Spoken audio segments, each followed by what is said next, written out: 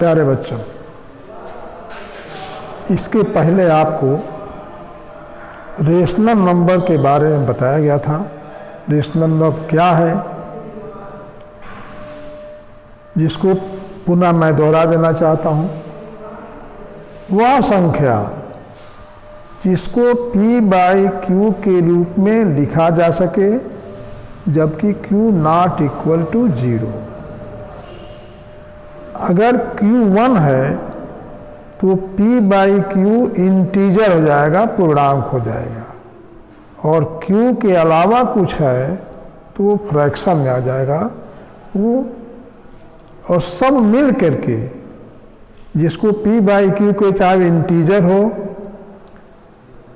0 हो, इंटीजर का मतलब नेगेटिव इंटीजर और पॉजिटिव इंटीजर दोनों हो, ये सब रेशनल नंबर है। अब जो नंबर लाइन है, जिसको नंबर लाइन आप कहते हैं ना, इस नंबर लाइन पर जो भी पॉइंट होगा, इस लाइन पर, लाइन कैसे बनता है, पॉइंट से बनता है। तो इस नंबर लाइन पर जो भी पॉइंट होगा वो किसी न किसी रियल नंबर को व्यक्त करेगा। अब तक आपको रेशनल नंबर बताया गया है। इसके अलावा भी और कोई संख्याएं हो सकती हैं कि नहीं हो सकती हैं, अब आपको हम आज डिस्कस करेंगे। जैसे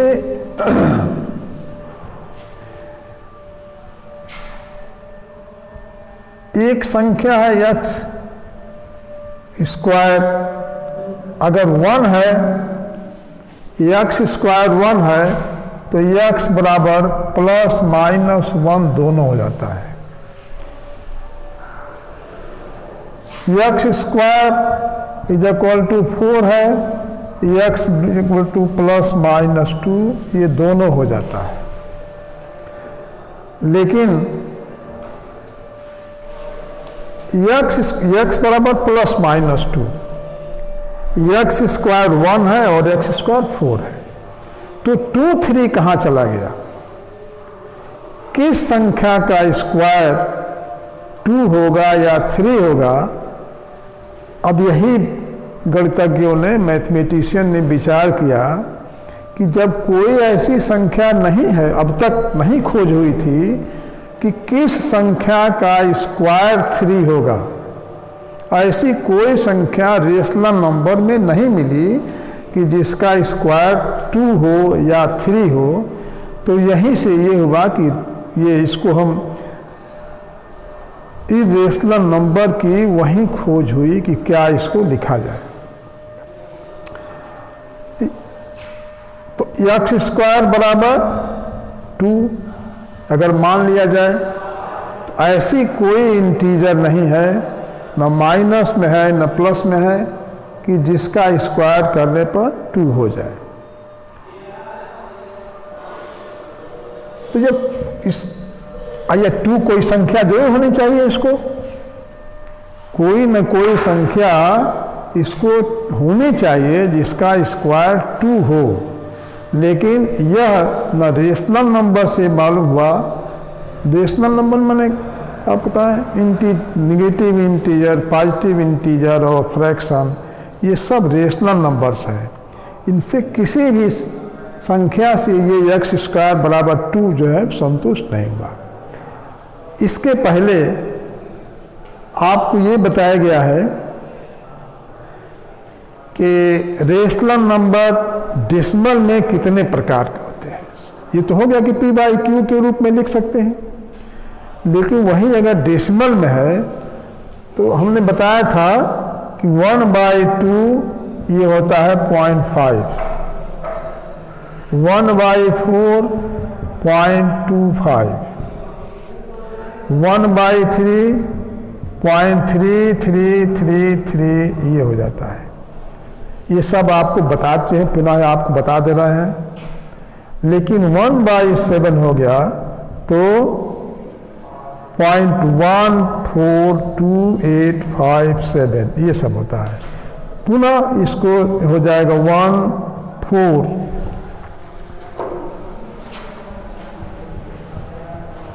142,857। आपको केवल ये दोहरा रहे हैं। 1/2.5 के बाद रिमाइंडर इसका 0 हो गया। 2 से भाग देंगे 1 में, 1 अंक भाग जाएगा, उसके बाद रिमाइंडर जो है शेष 0 हो जाएगा। यहाँ भाग देंगे 1 में 4 के, दशमलव बढ़ा के तो 2 अंक बाद जाएगा, फिर रिमाइंडर 0 हो जाएगा। यहाँ कभी रिमाइंडर 0 नहीं होगा। यानी ये जो संख्या है, ये इसको कहते हैं टर्मिनेटिंग इसलिए कि जा करके इसमें रिमाइंडर जहाँ 0 होता है उसको टर्मिनेटिंग कहते हैं, और जहाँ रिमाइंडर 0 नहीं होता है उसको हम नॉन टर्मिनेटिंग कहते हैं। नॉन टर्मिनेटिंग भी 2 तरह का होता है।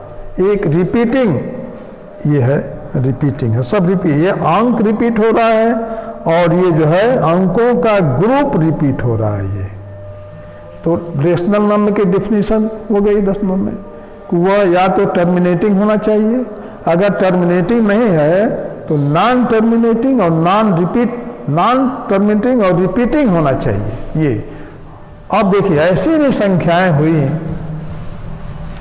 जैसे x² बराबर 2 है, √2 का 2 का स्क्वायर रूट निकाला गया, तो ऐसा देखा गया कि चाहे हम जितने बार इसका कभी ख़त्म नहीं होता है, न तो टर्मिनेट होता है और न तो अंकों का कोई रिपीट होता है।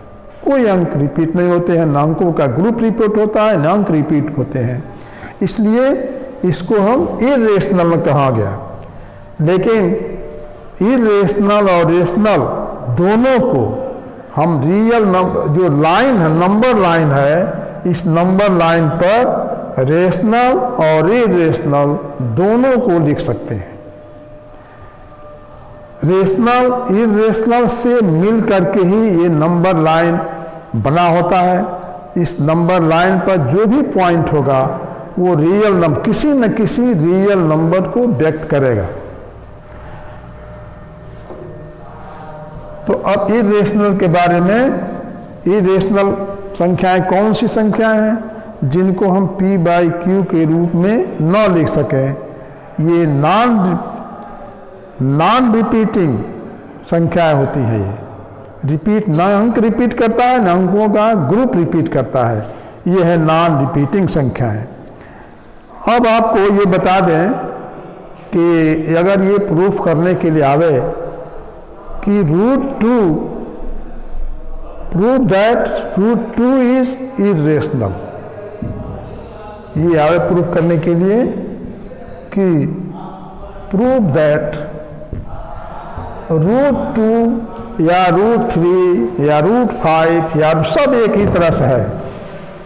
√2, √3, √5 ये सब जो है इरेशनल है। ये अगर प्रूफ करना हो, prove that √2 is irrational,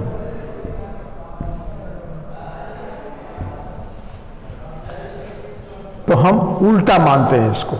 irrational proof करना है तो इरेशनल प्रूफ करने के लिए हम उल्टा मान, इसके विपरीत मान लेते हैं कि let √2 is rational, let √2 is rational. अगर ये रेशनल है तो इसको हम p/q के रूप में लिख सकते हैं, √2 बराबर p, क्योंकि रेशनल की डेफिनेशन हमने बताया है कि उसको हम संख्या को हम p/q के रूप में लिख सकते हैं। तो √2 इज इक्वल टू p/q, तो 2 बराबर क्या होगा? 2 इज इक्वल टू स्क्वायर, दोनों तरफ का squaring both sides, 2 is equal to p²/q², then p² is equal to, तीसरा क्लास मल्टीप्लिकेशन कर देंगे। यहाँ 2 को 2/1 मान सकते हैं, क्रॉस मल्टीप्लिकेशन कर दें तो 2 को 2/1 लिखे, 2q² बराबर p²। अब आप देखें p², इसका मतलब p² बराबर 2q² लिखने का मतलब यह है कि p² जो है ये 2 से डिवाइड हो जाएगा, फैक्टर है। जैसे मान लीजिए कि हम लिखते हैं 48 इज इक्वल टू 16 इंटू 3, तो 16 से भी डिवाइड हो जाएगा, 3 से भी डिवाइड हो जाएगा 48। इसलिए हम पी स्क्वायर बराबर 2q² लिखने का मतलब ये होगा कि P square is divisible by 2, P square is divisible by 2। तो P square is divisible by P, therefore P is also divisible by 2।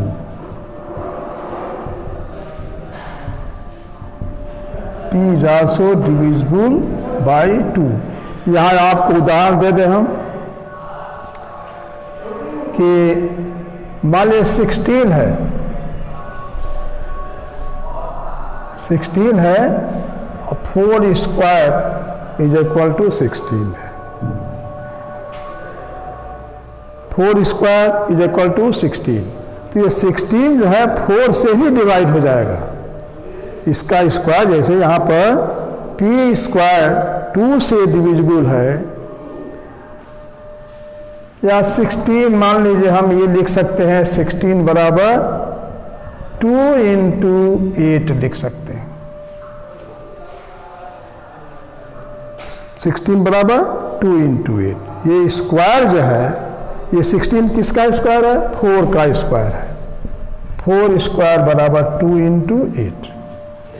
अगर यह स्क्वायर 2 से डिवाइड हो सकता है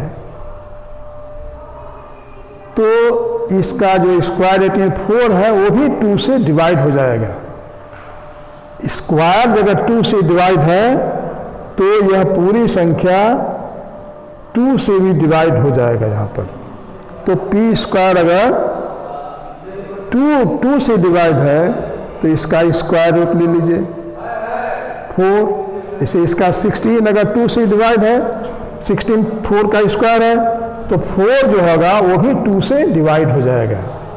जब स्क्वायर 2 से डिवाइड है तो इसका स्क्वायर रूट भी 2 से डिवाइड हो जाएगा। यहाँ 16 इज डिविजिबल बाई 2 और 16 क्या है? 4 का स्क्वायर है, इस 4 इसलिए 4 भी 2 से डिवाइड हो जाता है।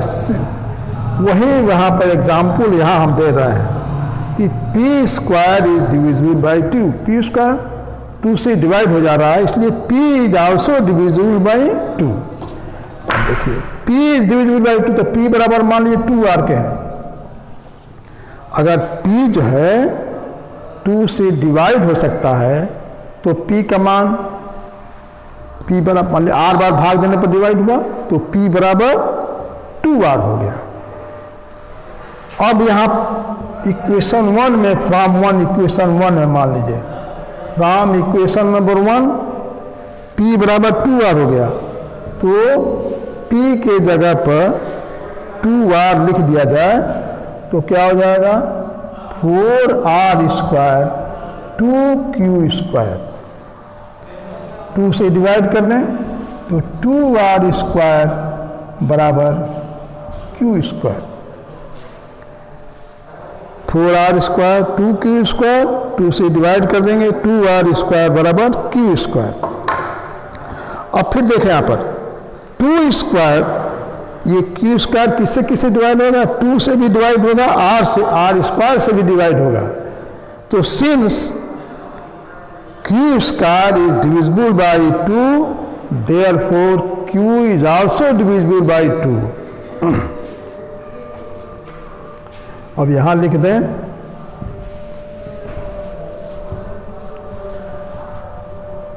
कि q square is divisible by 2, therefore q is also divisible by 2।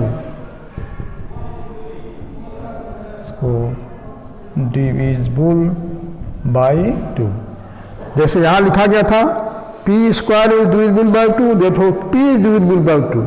उसी तरह से if Q square is divisible by 2 then Q is also divisible by 2। अब देखिए P बाई क्यू का मतलब ये होता है कि P बाई क्यू, ये P बाई क्यू जो है ये प्राइम नंबर है। P by Q is prime number. Prime number मैंने इसका फैक्टर या तो ये स्वयं 1 से डिवाइड होगा या स्वयं अपने से डिवाइड होगा। ये प्राइम नंबर का मतलब, ये दोनों प्राइम नंबर हैं। और यहाँ हम ये प्रूफ कर दिए कि P is also divisible by 2, Q is also divisible by 2, दोनों का ये प्रूफ है। हम जो माने हैं, जो एजम्पशन है उसके अनुसार P is divisible by 2, Q is divisible by 2। This is contradictory है, ये कंट्रडिक्टरी है कि P और Q जो है प्राइम नंबर नहीं है। This is Q is divisible by 2 since P and Q, since P and Q are prime number,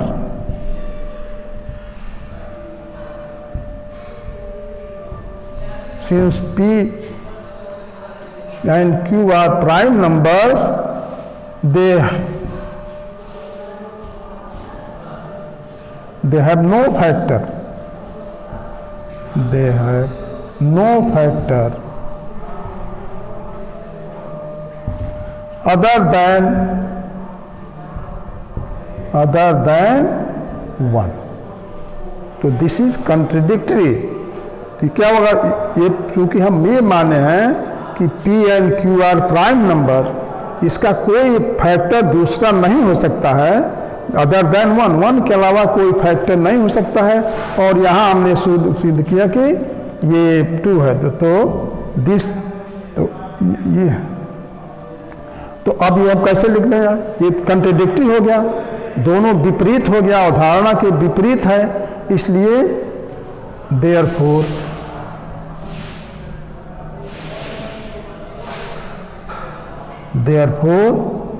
√2 is irrational number. Therefore √2 is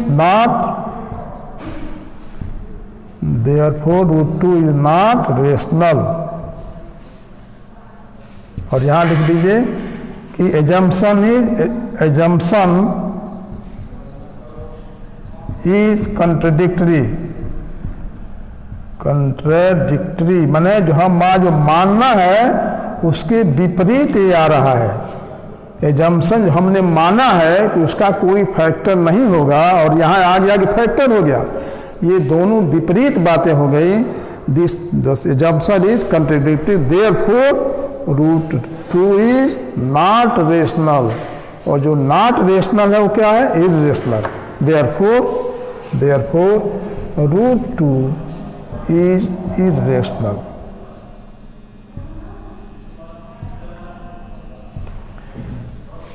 अब आपको इसके ये जो आज हमने बात बताया, ये शायद 10th का हमने बता दिया, थोड़ा आगे की चीज़ हमने बता दिया। यहाँ √2 को केवल ये बताना है कि इरेशनल है। प्रूफ इसका 10th में पुनः पढ़ेंगे, वो पहले ही हमने बाप को बता दिया है √2 का। समझता हूँ कि ये रेशनल और इरेशनल के बारे में समझ में आ गया होगा। अगर नहीं समझ में आया होगा, कहीं आपको कोई शंका हो, उसका समाधान करना हो, तो उसको अपने कमेंट बॉक्स में लिख दीजिएगा। और हमेशा इसको देखते रहिए कि आगे आपको समझने में सहूलियत मिले। धन्यवाद।